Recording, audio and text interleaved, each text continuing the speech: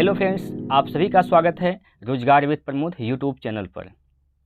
Friends, आज हम इस वीडियो में हिंदी का प्रैक्टिस कर लेंगे जो कि उत्तर प्रदेश पुलिस कांस्टेबल 2024 के लिए महत्वपूर्ण है। तो आज का सेट नंबर 1 है। आज से ही आप लोग हमारे साथ जुड़ेंगे। जितने भी कैंडिडेट हमारे साथ अभी तक नहीं जुड़े हुए हैं तो अभी आप लोग चैनल को सब्सक्राइब करके हमारे साथ जुड़ जाइए।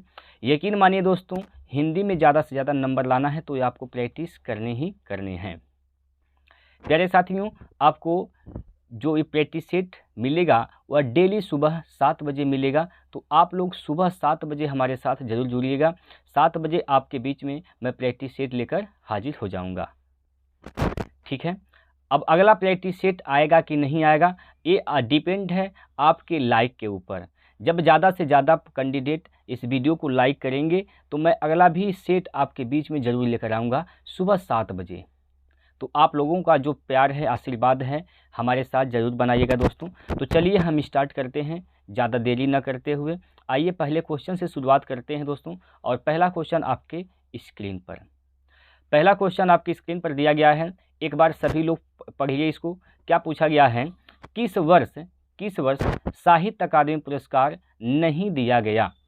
बताइए। 4 विकल्प आपके सामने हैं दोस्तों, और इन विकल्प में से बताइए किस वर्ष साहित्य अकादमी पुरस्कार नहीं दिया गया था। देखिए 1962 में क्या हुआ था? 1962 में भारत चीन युद्ध हुआ था दोस्तों, और इसके दौरान साहित्य अकादमी पुरस्कार नहीं दिया गया था। तो इसका सही उत्तर क्या हो जाएगा? Option number B, 1962। क्लियर है? चलिए आइए इसका कुछ विश्लेषण समझते हैं। इसका विश्लेषण क्या है दोस्तों, इसके बारे में और समझते हैं। देखिए, साहित्य अकादमी पुरस्कार की बात करते हैं तो इसकी शुरुआत कब होती है? तो 1955 में साहित्य अकादमी पुरस्कार की शुरुआत होती है। और पहले ही विजेता कौन थे? तो माखनलाल चतुर्वेदी जी थे। किस के लिए इनको साहित्य अकादमी पुरस्कार दिया गया था? तो हिम तरंगिणी के लिए साहित्य अकादमी पुरस्कार माखनलाल चतुर्वेदी को दिया गया था। साहित्य अकादमी पुरस्कार कितनी भाषाओं में मिलता है? तो भारतीय भाषा जितने भी हैं, टोटल कितनी भाषा है? 22 भाषा हैं। तो इनमें आपको साहित्य अकादमी पुरस्कार मिलते हैं। क्लियर है? चलिए अगले प्रश्न पर चलते हैं। अगला प्रश्न आपके स्क्रीन पर देखिए, पूछा गया है इसमें निम्नलिखित में से कौन सा विकल्प शब्द और उनके विलोम शब्द का सही जोड़ी नहीं है? शब्द और उनके विलोम शब्द के लिए सही जोड़ी नहीं है, कौन सा विकल्प है? यहाँ पर आपको बताना है। ठीक है, देखिए, राग का विलोम होता है विराग, और व्यष्ट का विलोम होता है समष्टि। लेकिन दोस्तों देखिए, बच्चा का जवान नहीं होता है, बच्चा का दोस्तों जवान नहीं होता है। ठीक है, तो यही जोड़ी जो है इसका सही नहीं है, ऑप्शन नंबर सी। ठीक है, बच्चा का क्या होता है दोस्तों? बूढ़ा होता है। बच्चा का जवान ना होकर क्या होता है? बूढ़ा होता है। तो इसको आप लोग याद कर लीजिएगा। बाकी उत्तम का अधम होता है, भी सही है। तो ऑप्शन नंबर सी इसका जोड़ी सही नहीं है। ठीक है, तो इसको आप लोग याद रखेंगे। अगले क्वेश्चन पर चलते हैं। अगला प्रश्न आपके स्क्रीन पर देखिए, इस प्रश्न में बोला गया है निम्न में से कौन सा कवि भारुतेंदु युगीन नहीं है?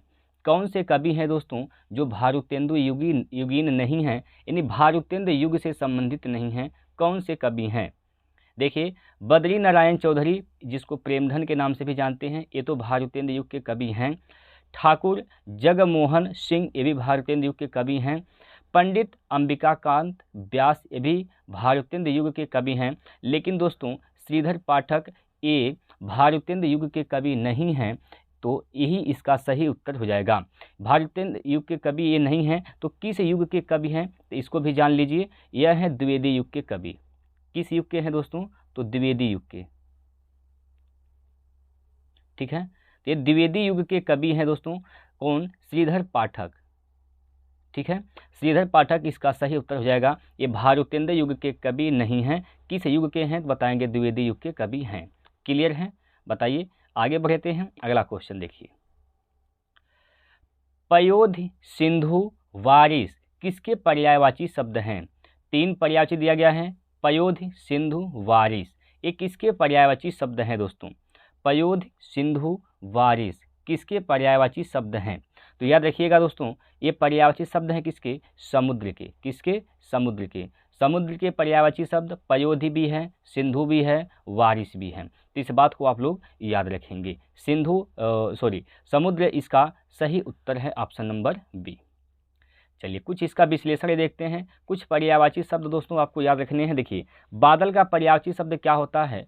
बादल का पर्यायवाची शब्द क्या होता है? घन, जलद, घन, जलद, जलधर। जल मतलब क्या होता है? पानी, यानी पानी को रखने के लिए, पानी रखने वाला, जिसमें पानी रखते हैं, बादल पानी रखता है तो जलधर हो जाएगा। नीरद, नीरद भी होता है।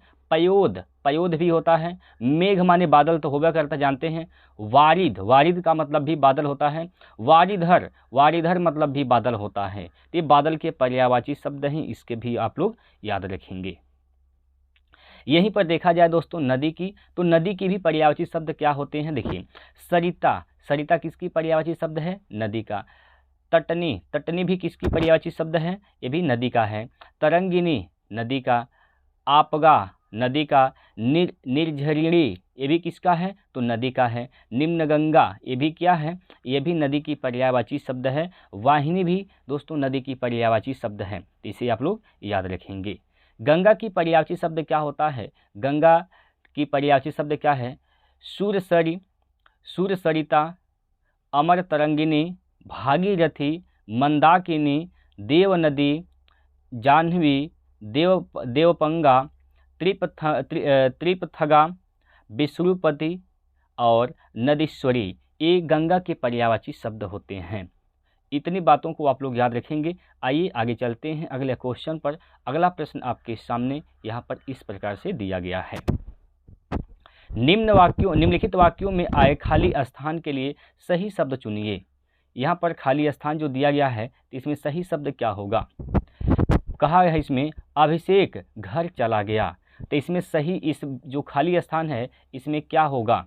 क्या भरेंगे? अभिषेक घर चला गया। पहला ऑप्शन देखिए, किसके घर चला गया? अभिषेक किसके घर चला गया?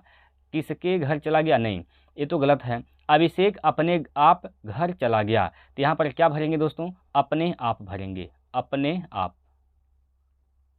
अपने आप। ठीक है, अभिषेक अपने आप घर चला गया, तो ऑप्शन नंबर बी इसका सही उत्तर है। क्लियर है? चलिए अगला प्रश्न। अगला प्रश्न है आपके सामने। इसमें प्रश्न में बोला गया है वर्ष 2019 में व्यास सम्मान किसे प्रदान किया गया? व्यास सम्मान किसे प्रदान किया गया था दोस्तों? वर्ष कब? 2019 में। 2019 में व्यास सम्मान किसे दिया गया था? वर्ष 2019 में व्यास सम्मान किसे दिया गया था दोस्तों? तो याद रखेंगे, नासिरा शर्मा को 2019 में व्यास सम्मान से सम्मानित किया गया था। ठीक है, चलिए यहाँ पर कुछ इसका विश्लेषण समझते हैं दोस्तों। व्यास सम्मान की बात करते हैं तो व्यास सम्मान की शुरुआत कब होती है? तो याद रखेंगे 1991 में व्यास सम्मान की शुरुआत होती है, और पहले ही विजेता कौन बन जाते हैं? डॉक्टर रामविलास शर्मा। डॉक्टर रामविलास शर्मा को पहला व्यास सम्मान दिया गया था। व्यास सम्मान की शुरुआत कब होती है? तो 1991 में। ये साहित्य के क्षेत्र में दिया जाता है दोस्तों, इसको बात को भी आप लोग याद रखेंगे। अगला प्रश्न देखिए, निम्नलिखित में से कौन सा शब्द तत्सम है? कौन सा शब्द दोस्तों तत्सम होता है? कौन सा शब्द तत्सम है? तत्सम होता है दोस्तों, एक होता है तद्भव। ठीक है, एक तत्सम होता है और एक होता है तद्भव।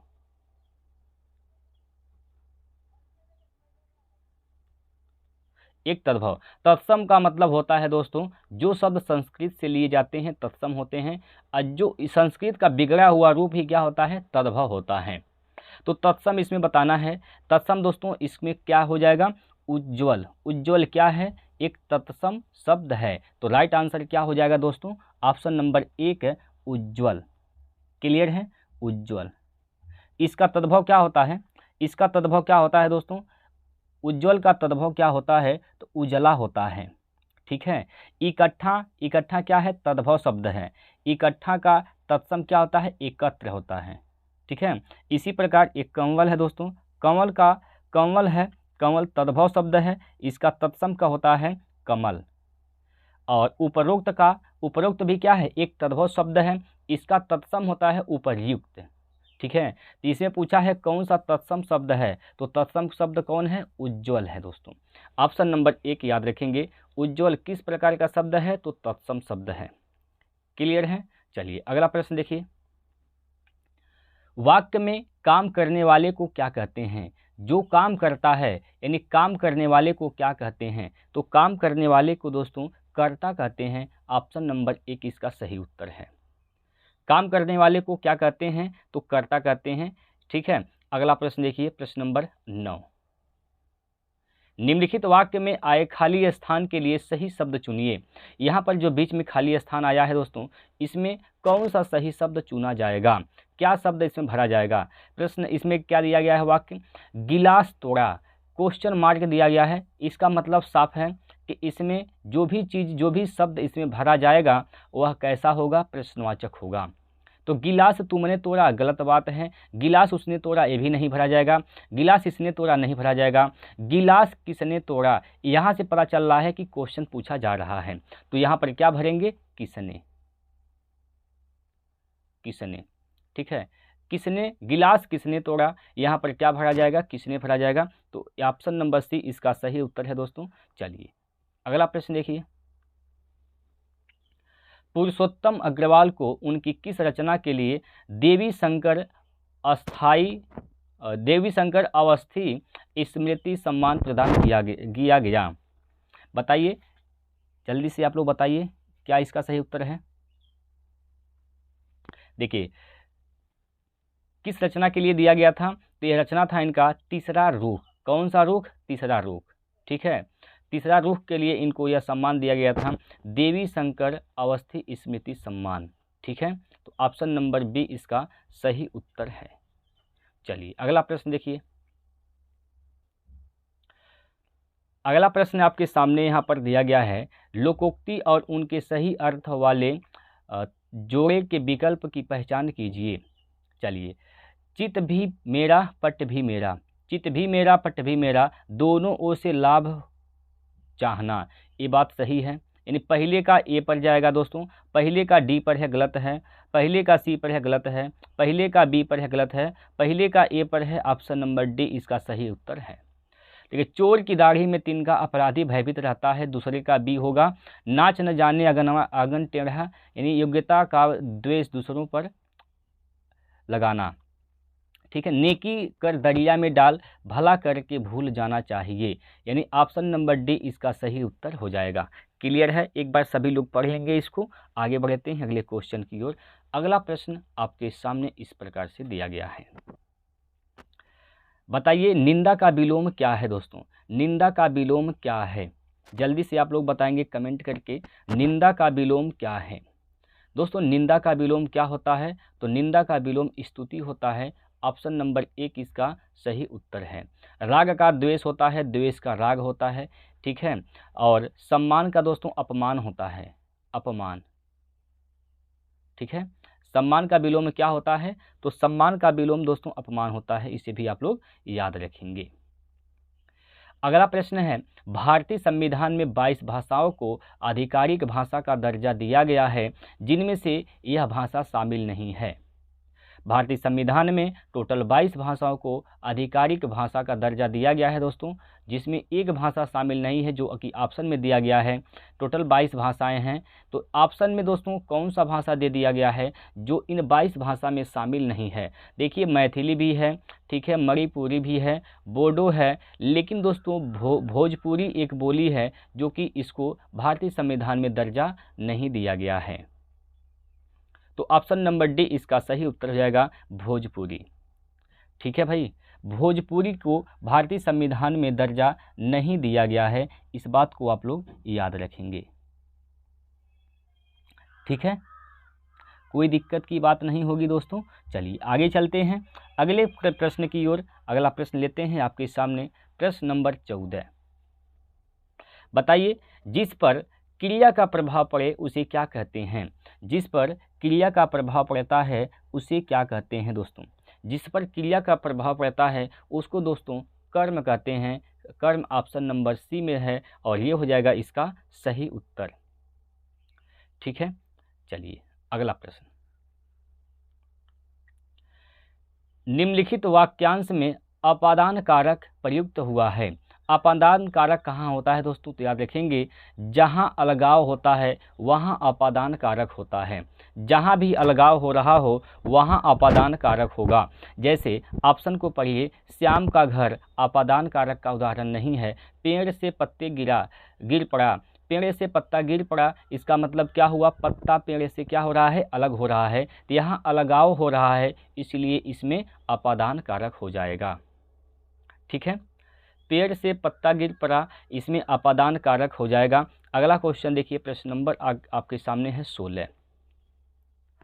निम्नलिखित में सही वाक्य की पहचान कीजिए। इन 4 विकल्पों में से दिया गया है दोस्तों, जिसमें 3 सही नहीं है, एक वाक्य सही है, उसकी पहचान आपको करनी है।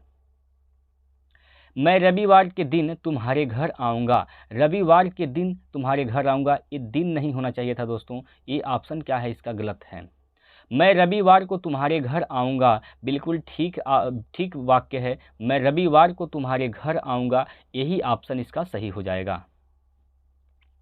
तीसरा देखिए, मैं रविवार को तुम्हारे घर को आऊँगा, ये भी सेंटेंस सही नहीं है, ये भी गलत है। मैं रविवार दिन को तुम्हारे घर आऊँगा, ये भी सही नहीं है। तो ऑप्शन नंबर बी इसका सही उत्तर है। मैं रविवार, यहाँ पर लिखा हुआ है दोस्तों मैं, ठीक है, ये मैं है। मैं रविवार को तुम्हारे घर आऊँगा, यही इसका सही उत्तर हो जाएगा। चलिए अगला क्वेश्चन पर चलते हैं।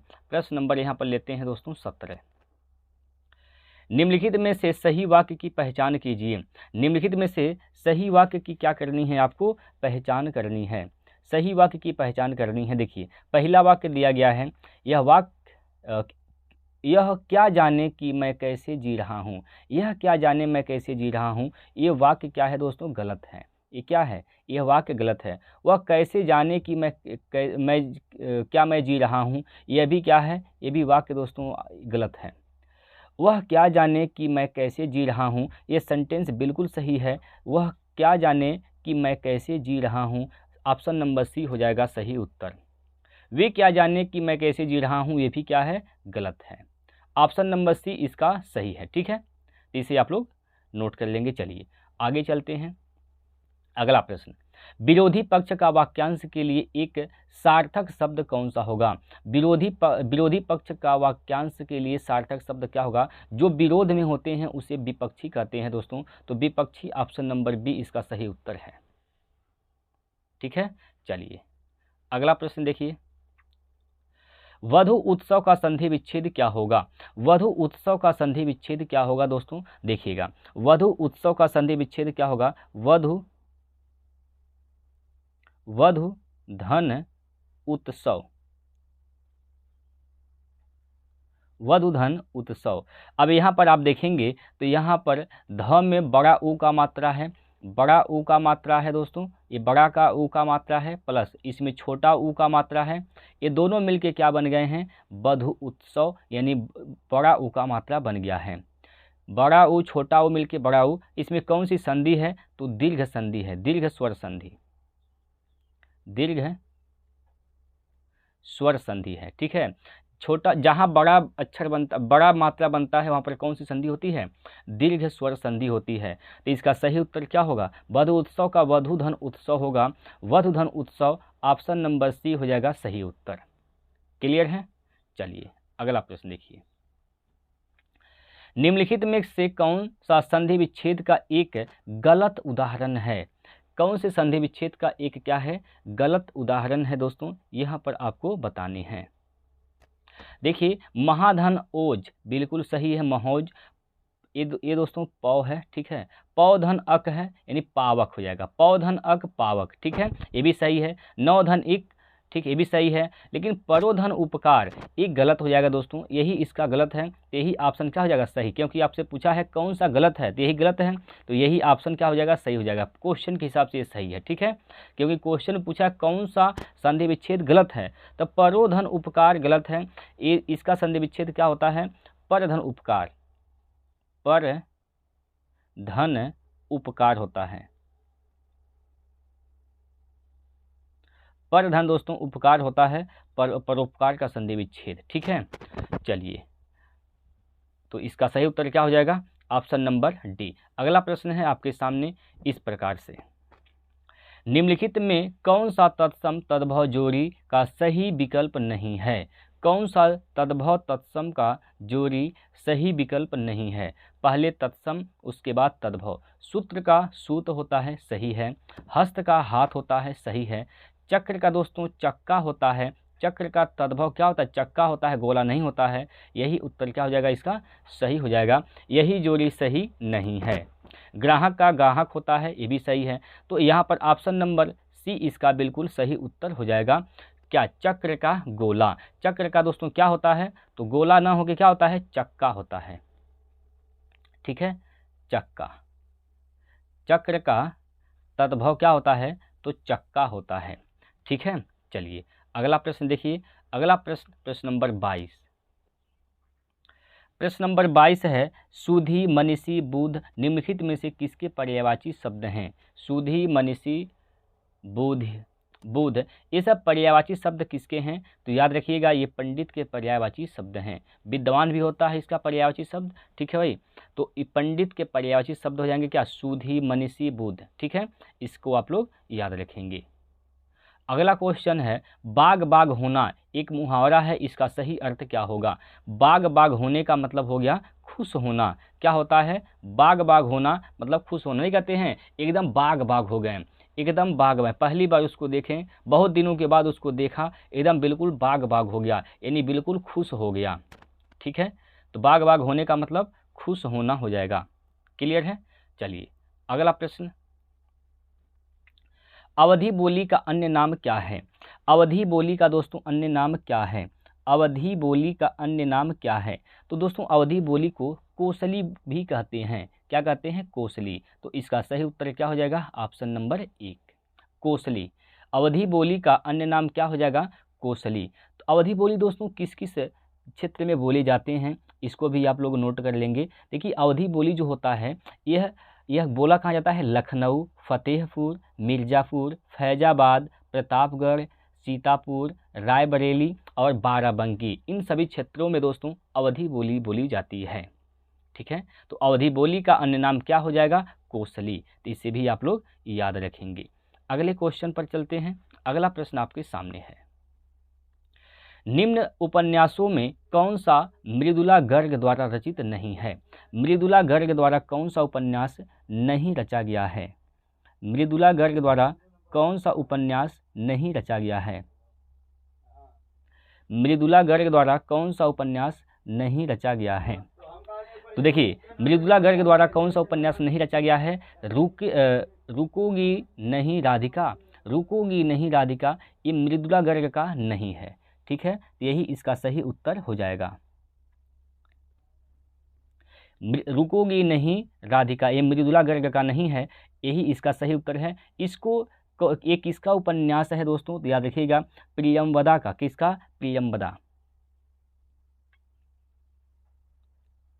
प्रियंवदा का यह उपन्यास है। ठीक है, रुकोगी नहीं राधिका यह प्रियंवदा का उपन्यास है, यह मृदुला गर्ग का उपन्यास नहीं है। बाकी इसके अलावा जो ऑप्शन है ए, सी और डी, यानी उसके हिस्से की धूप और चित्त कोबरा, मैं और मैं, ठीक है, ये सभी किसके हैं? ये मृदुला गर्ग के हैं।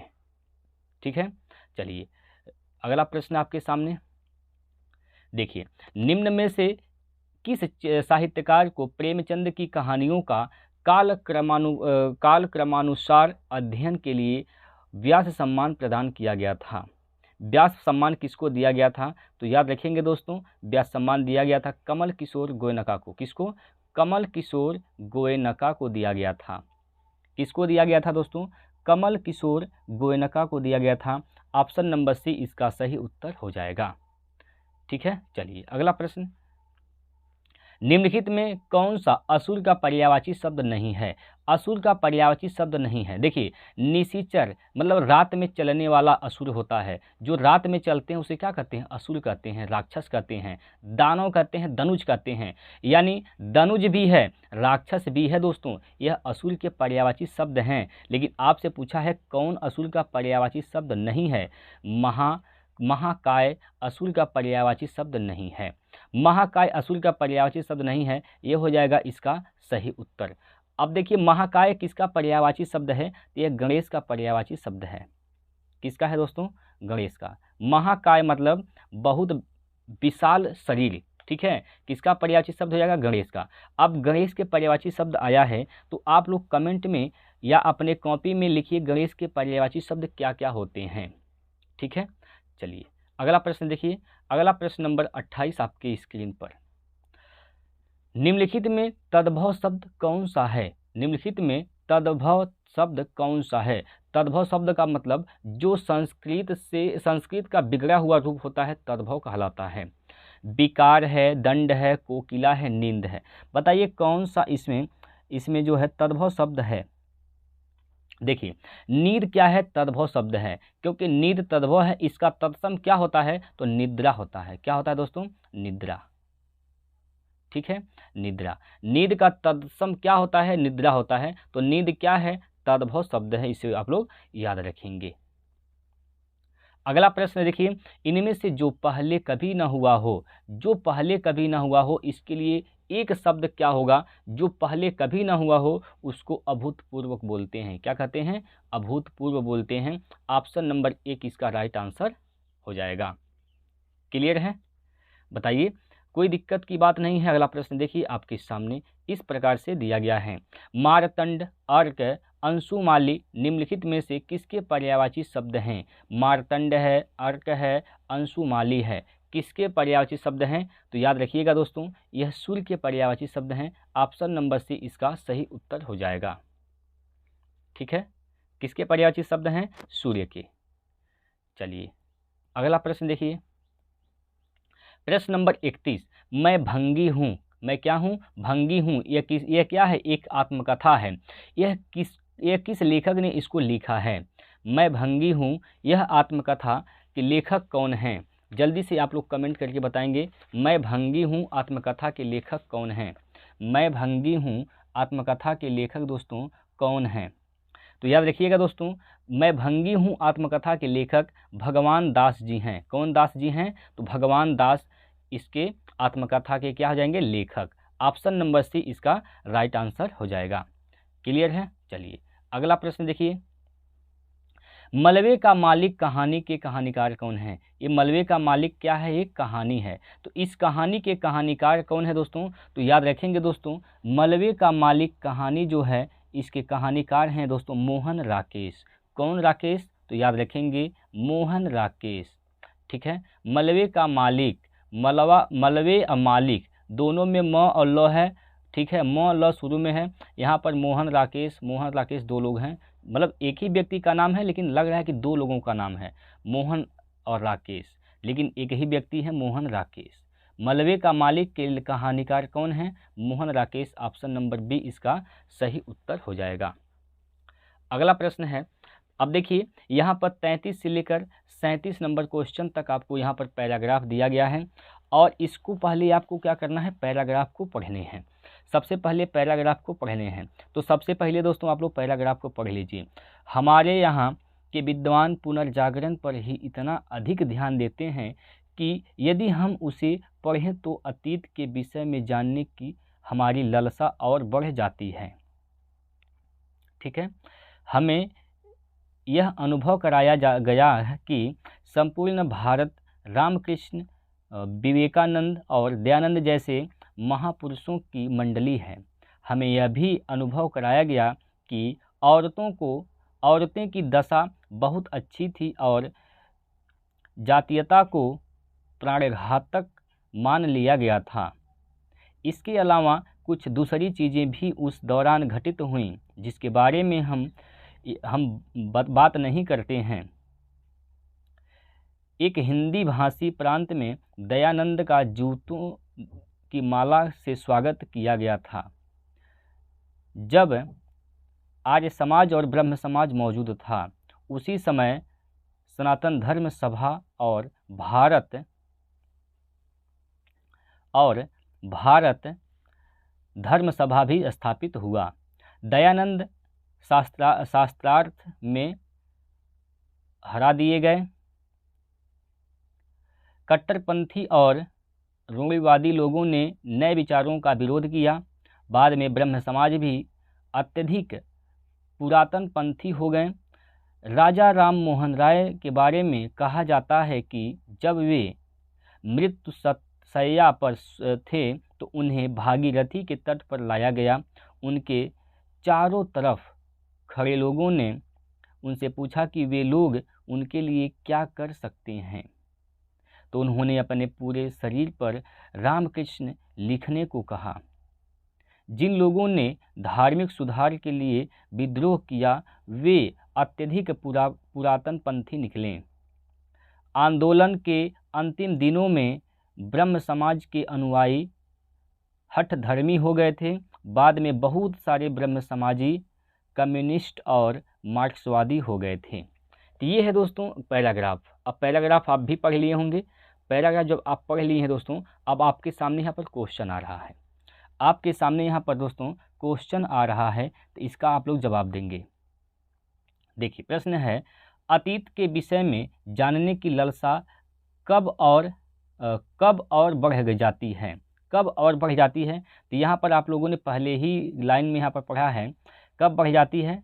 देखिए कब बढ़ जाती है दोस्तों, हमारे यहाँ विद्वान पुनर्जागरण पर इतना अधिक ध्यान देते हैं कि यदि हम उसे पढ़ें तो अतीत के विषय में जानने की लालसा हमारी और बढ़ जाती है। कब? जब पढ़ेंगे तब। ठीक है, देखिएगा। ब्रह्म समाज के विचारों को पढ़कर, आर्य समाज के विचारों को पढ़कर, विवेकानंद के विचारों को पढ़कर, या फिर